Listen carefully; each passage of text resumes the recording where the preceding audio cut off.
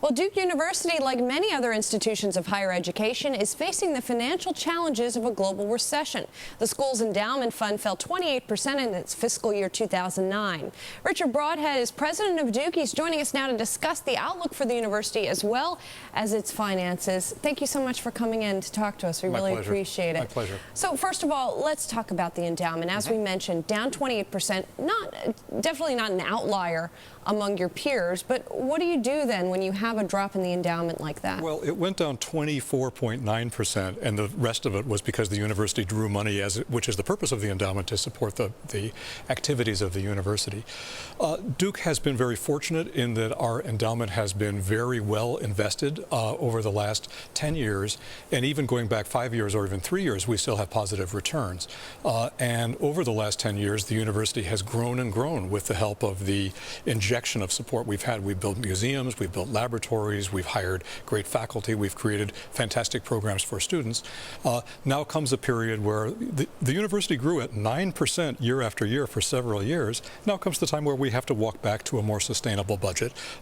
We're more than halfway through that process. It has not been great fun, but it has not been that traumatic. I think there's a good sense of what first things first. So you'll have to draw down the endowment, in other words, in 2010 as well, most likely? No. The question is, how much do you spend off of the endowment, right? We, like most universities, spend a little more than 5% of the rolling 3-year average return from our endowment.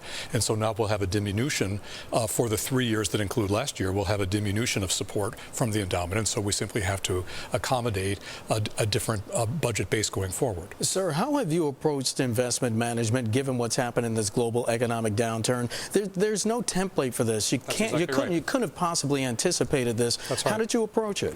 I'll tell you the truth. I remember at meetings September 2008, people saying, "Didn't you plan for a worst case scenario?" Wow. And of course the answer is, of course we'd planned for a worst case scenario. It's just that the reality was worse than that. Well, and no one knew. Don't forget, at the end of 2008, going into 2009, that's really when no one had any idea what the picture would be like for universities and their support streams. Since then we've seen a firming up of our situation.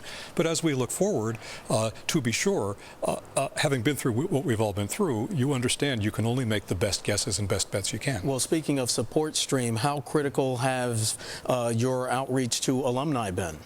Well, universities have 4 sources of revenue. One is tuition. One is federally funded research, which is a big activity at Duke. One is income from your endowment, and the other is philanthropy. And certainly last year we saw a downturn in philanthropy. Not surprisingly, the number of givers was about the same. The number of people who gave $1 million or less was about the same. It was the very large gifts that didn't come in that year. We are finding this year is going significantly better than last year, and of course we will all hope that this continues. Universities are great institutions of our culture. They're some of the most distinctive successes in American life, and people are happy to support them, and I think that we give them good reason to support them. But of course we all rely on the surrounding economy to support that proposition. Well, and given that the surrounding economy is improving somewhat, we've seen markets come back somewhat, do you think there will be another drop in the endowment this year, or do you think that will already start to turn around? Our endowment has already come back a good deal in this fiscal year. It's made very significant positive ground. It's gained back a fair portion of what was lost in that year. Don't forget what I told you. Universities don't spend endowment year by year. They spend on a 3-year average of endowment performance. So we didn't take all the hit of 2008 last year. It takes a while to work its way through the system, and so the improvement will take a while to work its way through too. Are the humanities lagging behind in terms of NIH funding? Well, the humanities are really not funded by NIH. NIH funds biomedical research, and the government funds many kinds of scientific research, the NSF, the Department of Energy, and things of that sort. Humanities have a very different funding model, and of course that's why you don't see big lab buildings for the humanities. That's why you don't see big teams of postdocs in the humanities. It really is pretty much still the province of the lone practitioner scholar. I'm a humanist myself, so I understand this pretty well. I have to switch gears and ask you about basketball. Obviously, you showed great restraint in not asking me so far. Yes, I know. You must be very happy. Obviously, Duke is going to be playing in the Final Four. I'm thrilled. Very consistent program at Duke University. Very consistent over many years. Right. To what do you attribute that?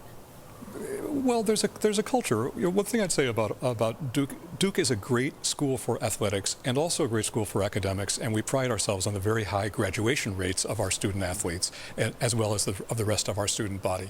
But there is just a kind of culture of aspiration. I'd have to say, too, you notice when you look at Duke teams, they're very team-oriented. The people on the team are all great, but it's not about them being individually great. It's about them learning how to work together to deliver a result none of them can deliver alone. It probably doesn't hurt that your coach keeps turning down pro offers to stay at the university. Mike Krzyzewski is an amazing talent. You know, in every line of work in the world, there are people who are uniquely gifted to do that kind of thing. And his ability year after year to take young men of promise and give them the means to live up to their promise, that's an astonishing accomplishment. Okay, thank you so much for coming in to talk to us. Pleasure. Duke University President Richard Brodhead.